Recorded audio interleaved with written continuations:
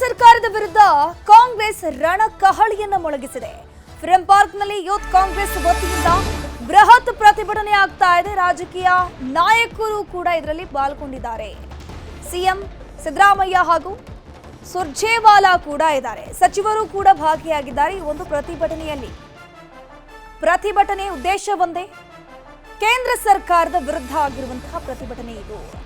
3 ವಿಷಯ ಆಧಾರಿತ ನಡೆದಿರುವಂತಹ ಪ್ರತಿಭಟನೆ. ಒಂದು, ನೀಟ್ ಪ್ರಶ್ನೆ ಪತ್ರಿಕೆ ಸೋರಿಕೆ ವಿಚಾರವನ್ನು ಮುಂದಿಟ್ಕೊಂಡು 4 ಜನ ವಿದ್ಯಾರ್ಥಿಗಳು ಸುಸೈಡ್ ಕೂಡ ಮಾಡಿಕೊಂಡಿದ್ದಾರೆ. ಅದರ ಜೊತೆಗೆ ವಿದೇಶಾಂಗ ನೀತಿ ವೈಫಲ್ಯ ಕೂಡ ಒಂದ್ ಕಡೆ, ದೇಶದ ಹಿತ ಕಾಯುವಲ್ಲಿ ನಿರ್ಲಕ್ಷ್ಯ ಅನ್ನುವಂಥ ಆರೋಪವನ್ನು ಮುಂದಿಟ್ಕೊಂಡು ಆಕ್ರೋಶವನ್ನು ವ್ಯಕ್ತಪಡಿಸಲಾಗ್ತಾ ಇದೆ. ಸುರ್ಜೇವಾಲಾ ಹಾಗೂ CM Siddaramaiah on the way ಇದ್ದಾರೆ, ಇನ್ನಷ್ಟೇ ಬರಬೇಕಿದೆ ಈ ಒಂದು ಪ್ರತಿಭಟನೆಗೆ. ಪ್ರತಿಭಟನೆಯಲ್ಲಿ ಈಗಾಗಲೇ ಸಾವಿರಾರು ಯೂತ್ ಕಾಂಗ್ರೆಸ್ ಕಾರ್ಯಕರ್ತರು ಭಾಗಿಯಾಗಿದ್ದಾರೆ. ಯುವಕರ ಭವಿಷ್ಯ ಕದ್ದವರು ಯಾರು ಅಂತ ಪ್ರಶ್ನೆಯನ್ನ ಮಾಡಿ ಪ್ರತಿಭಟನೆಯನ್ನ ಮಾಡಲಾಗ್ತಾ ಇದೆ. ನೀಟ್ ಪ್ರಶ್ನೆ ಪತ್ರಿಕೆ ಸೋರಿಕೆಯಿಂದ ಯುವಕರ ಭವಿಷ್ಯದಲ್ಲಿ ಚೆಲ್ಲಾಟವನ್ನು ಆಡ್ತಿದೆ ಕೇಂದ್ರ ಸರ್ಕಾರ. ವಿದೇಶಾಂಗ ನೀತಿಯ ವೈಫಲ್ಯದಿಂದ ದೇಶದ ಜನತೆಗೆ ಸಂಕಷ್ಟ ಎದುರಾಗ್ತಾ ಇದೆ. ಒಂದ್ ಕಡೆ ಈ ಬೆಲೆ ಏರಿಕೆ ಇರಬಹುದು, ಇದೆಲ್ಲ ವಿಚಾರವನ್ನು ಮುಂದಿಟ್ಕೊಂಡು ಪ್ರತಿಭಟನೆ ಆಗ್ತಿದೆ. ದೇಶದ ಜನರ ಹಿತ ಕಾಯುವಲ್ಲೂ ಕೂಡ ಕೇಂದ್ರ ಸರ್ಕಾರ ವಿಫಲ ಆಗಿದೆ.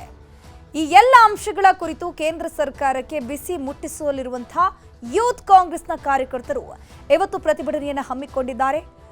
ಸಾವಿರಾರು ಸಂಖ್ಯೆಯಲ್ಲಿ ಯೂತ್ ಕಾಂಗ್ರೆಸ್ಸಿಗರು ಪಾಲ್ಗೊಂಡು ಪ್ರತಿಭಟನೆಯನ್ನು ಮಾಡ್ತಾ ಇರುವಂಥದ್ದು ನೀವು ಸ್ಕ್ರೀನ್ನಲ್ಲಿ ನೋಡ್ತಾ ಇದ್ರೆ. ಈಗಲೂ ಕೂಡ ಪ್ರತಿಭಟನೆ ಮುಂದುವರಿತಾ ಇದೆ.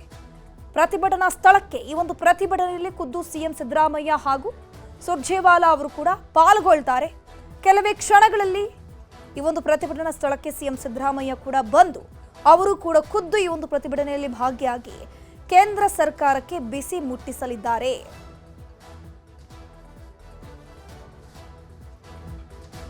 ನೀಟ್ ಎಕ್ಸಾಮ್ನಲ್ಲಿ ಆಗಿರುವಂತಹ ಅಕ್ರಮ ಏನಿದೆ ಅಂದ್ರೆ, ಪ್ರಶ್ನೆ ಪತ್ರಿಕೆ ಲೀಕ್ ಆಗುತ್ತೆ, ಲೀಕ್ ಆದ್ಮೇಲೆ ಪರೀಕ್ಷೆ ರದ್ದಾಗುತ್ತೆ. ಸೊ ಇದರಿಂದ ಮತ್ತೆ ಮರುಪರೀಕ್ಷೆಗೆ ಈಗ ದಿನಾಂಕ ಘೋಷಣೆ ಆಗಿದೆ. ಇದೆಲ್ಲದರ ಮಧ್ಯೆ ವಿದ್ಯಾರ್ಥಿಗಳು ಆತ್ಮಹತ್ಯೆ ಮಾಡ್ಕೊಳ್ತಾ ಇದ್ದಾರೆ. ಅದೊಂದು ಕಡೆ ದೇಶದಲ್ಲಿ ಆರ್ಥಿಕ ವ್ಯವಸ್ಥೆ ಹದಗೆಟ್ಟು ಹೋಗ್ಬಿಟ್ಟಿದೆ. ವಿದೇಶಾಂಗ ನೀತಿ ವಿಚಾರದಲ್ಲಿ ಕೇಂದ್ರ ಸರ್ಕಾರ ಏನಿದೆ ವೈಫಲ್ಯವನ್ನು ಎದುರಿಸ್ತಾ ಇದೆ. ಎಲ್ಲ ಅಂಶಗಳನ್ನು ಮುಂದಿಟ್ಕೊಂಡು ಈಗ ಯೂತ್ ಕಾಂಗ್ರೆಸ್ನ ಕಾರ್ಯಕರ್ತರು ಪ್ರತಿಭಟನೆಯನ್ನು ಮುಂದುವರಿಸಿದ್ದಾರೆ.